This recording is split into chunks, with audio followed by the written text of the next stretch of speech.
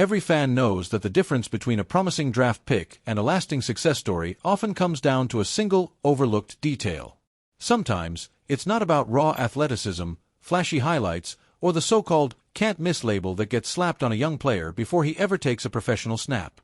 But first, if you like to stay up to date on all things Washington Commanders, make sure to hit that like button, subscribe, and turn on notifications. It's about whether a coaching staff has the courage and the vision to push past the obvious and demand more. That's why, if you've ever felt like Washington's roster was stuck on repeat, you're about to discover something that could change the way you see this team's future and why one rival thinks they know exactly what the Commanders got wrong. When the Commanders drafted Dyami Brown out of North Carolina, there was genuine belief he'd evolve into a cornerstone of their passing game. The front office bypassed other intriguing wideouts because they were convinced Brown's speed and downfield explosiveness could be developed into something special. But from the very start, he never truly took flight. 2 coaching regimes gave him snaps here and there, but none could figure out how to keep him engaged or expand his role beyond a predictable deep threat.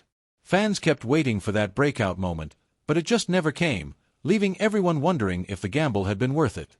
Toward the end of last season, Brown finally flashed a little of that long-promised potential, stringing together a handful of strong performances as Washington made its improbable playoff run. Those glimpses were enough to catch the attention of the Jacksonville Jaguars, who wasted no time swooping in with a free agent offer the Commanders weren't prepared to match.